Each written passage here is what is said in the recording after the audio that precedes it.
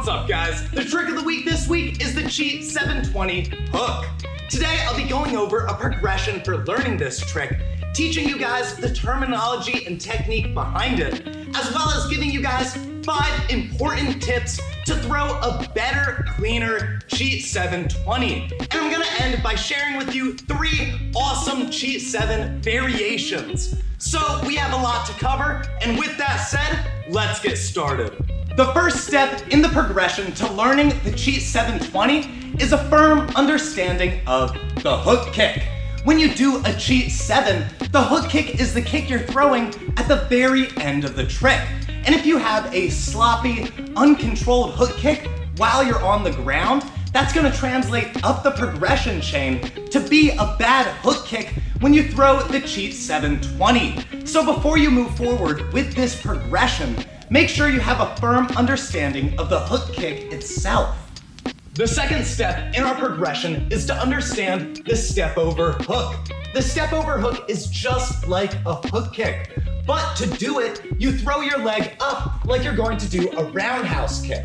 But before you hit your target, you step over, turn your head to spot your target, and then you execute a hook kick, sweeping across your target. The step over hook helps you train the landing of the Cheat 720. If you can have a clean, controlled, and balanced hook coming out of your step over hook, it will be far easier to then progress up and do the Cheat 720. If you've never practiced the landing to a trick before, it'll be hard to learn it. But by doing the step over hook, you can perfectly train the landing of the Cheat 720. The third trick in our progression is the tornado kick.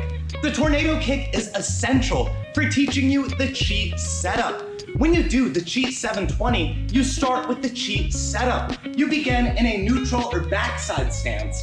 You step 1 foot forward, and then you rotate about 180 degrees before jumping up into the air. The rotation that you do on the ground is why the cheat setup is called the cheat setup, because you're not actually doing 720 degrees of rotation when you do the Cheat 7. You do about half the rotation on the ground, and then you jump to finish the skill. So when you do and progress towards the Cheat 720, make sure you're investing time into mastering and understanding your tornado kick, so that way you can have a good, strong cheat setup when moving into the 720. The fourth step in our progression to learning the Cheat 720 is the Cheat 360 twist.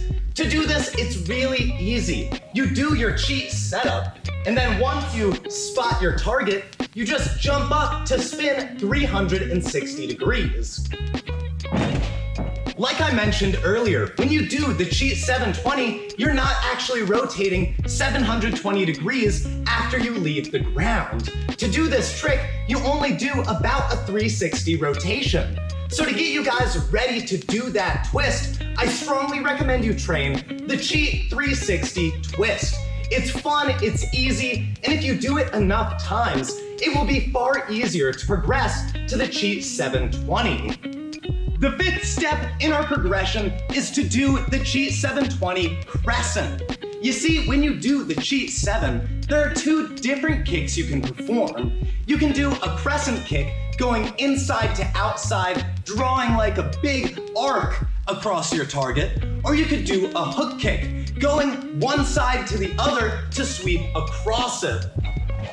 When doing the Cheat 720, it's far easier to first learn with the crescent kick. And if you understand the difference between the crescent and the hook kick, you can slowly transition your Cheat 720 crescent into a nice and strong Cheat 720 hook. And it's just in the kick you perform. To do this trick, like I said, it's not that hard. You do your cheat setup, you rotate 360 degrees in the air, and then you throw just like a baby little crescent kick. And then slowly but surely, you can progress that trick into the trick you want. Going from maybe a sloppy Cheat 720 crescent with a little bit of a weird kick to a nice, strong Cheat 720 hook that sweeps right across your target. If you can understand the Cheat 720 Crescent and transition it to the Cheat 720 hook, that is one of the best ways to learn this trick. Next, I want to go over the technique behind the Cheat 720 in extreme detail, and also talk to you guys a little bit about this trick's terminology. To do the Cheat 720 hook, it's not that complicated. You start in a backside stance or a neutral stance, and you perform your cheat setup. Once you're done your cheat setup, you're going to jump into the air and rotate about 360 degrees. You're going to be spotting your target and then rotating all the way back around to spot it again. And once you spot your target, you can execute your kick, either the inside out crescent that I talked about earlier, or the hook kick. Whether you're doing a hook kick or a crescent kick, it doesn't really matter. The technique is pretty much the same. Now, when it comes to the terminology behind the Cheat 7, you'll hear it called a bunch of different names. Sometimes people will call it a Cheat 360 hook, a Cheat 540 crescent, a tsunami. I've heard all of the names in the book. If I personally were to name this trick, I would call it a Cheat 360 hook or crescent, depending on what kick they're doing. Because you do your cheat setup, you rotate about 360 degrees and then you kick your target. That said, I do like the mainstream name, and often when I'm talking to someone else, I'll refer to the Cheat 720 as just the Cheat 720. It's an easy way to just talk about the trick, and that's why mainstream terminology kind of got started, just as a way for different athletes to communicate with one another. Now, there are definitely limits, so you always have to be cognizant when learning a new trick that the name of the trick might not have anything to do with the trick itself. Next, I want to give you guys 5 tips to help you throw a better and cleaner Cheat 720. And my first tip is to refine your technique. What I mean by that is when you do a Cheat 720, or when you do any trick, there are a ton of choices in deciding your technique. For example, with the Cheat 720, you could double pump or single pump. What I mean by that is when you double pump, you throw up your first chamber knee, and then you throw up the second like you would do a roundhouse kick. You just don't perform the kick. Or you could just do a single pump where you pump the initial knee for the cheat and you just leave it up there the entire time as you twist. Not only that, but you could get into a discussion of flexed feet versus pointed toes, crescent kick versus hook kick, and all the other variations.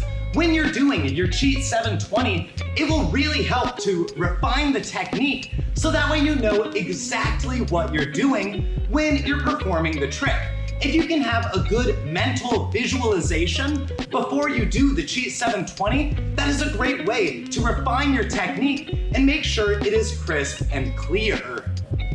Tip number 2 is to find martial intent within your kick. If you do your Cheat 7 and you just flop your leg like a dead fish, it's not gonna look like a good kick. You need to have some martial intent and make that kick look like it could actually strike a target or just hurt somebody. If you kick with good technique and with some martial ideology, it will be far easier and it will look far better. Tip number 3 is to use your arms. When you do the Cheat 720, you need to not only use your legs to perform the kick, but you need to use your arms to help control your twist. When you do the initial cheat setup, your arms should be wide and rotating horizontally to generate twisting momentum. Then, once you leave the ground, you pull your arms in to help you twist faster. And finally, after you spot your target, you open them up to slow your twist so that way you can perform a good solid kick. One of the best ways to improve your Cheat 720 is to just really understand that kick and that timing. And one of the best things to do is to just make sure you're controlling your arms so that way you can control the speed of your twist. Tip number 4 is to spot your target. Whenever you're performing any trick and kick, you want your eyes to be locked on your target so that way your body can know where to kick. Where your eyes look, your body tends to follow. So if your eyes are locked onto whatever you're trying to kick, you're far more likely to kick it. Not only that, but your eyes tell your body where to go, so when you lock your eyes on your target, your body will stop twisting. And if you're twisting as you're trying to perform that kick, it's not gonna look good. You really need to slow your body down by fixating on your target and opening up your arms before you perform your kick. That will help you land with far more control and you'll be way more balanced. My fifth and final tip is to use a progressive workout.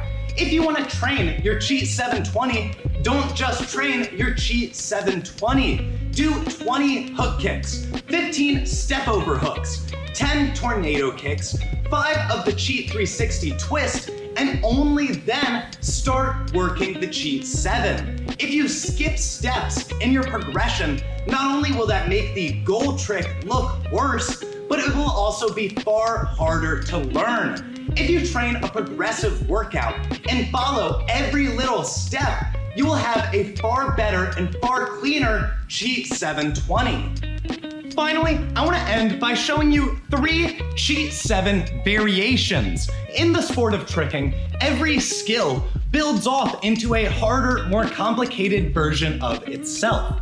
And the Cheat 7 is no exception. There are 3 Cheat 7 variations that I want to show you. The Cheat 7 double, the jackknife, and the rise hyperhook.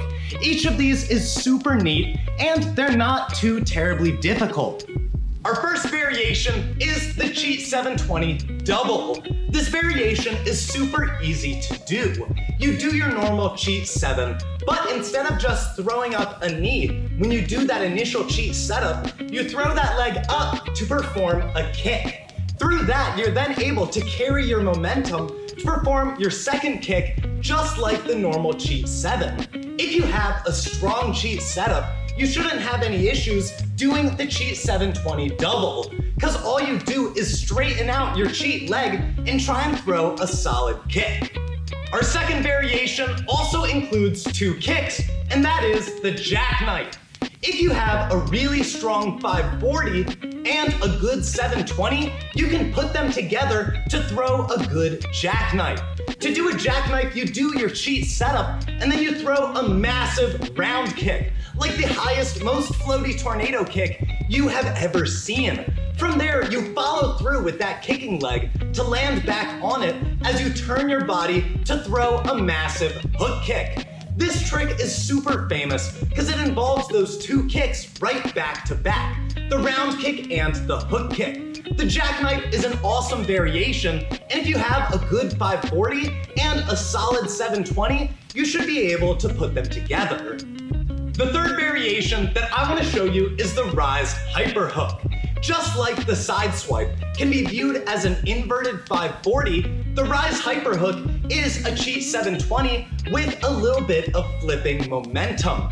Instead of throwing your leg like a normal cheat setup, you throw it behind you almost like you would perform a rise. From there, you twist your body around that horizontal axis until you respot your target. From there, you open up and you perform a massive hook kick. The rise hyperhook is not an easy trick, but if you have a good Cheat 7, a solid rise, and you understand the side swipe, you should be able to put them all together to do the rise hyperhook. Thank you guys so much for watching. If you liked this video, hit the like button. Subscribe if you want to see more educational tricking content.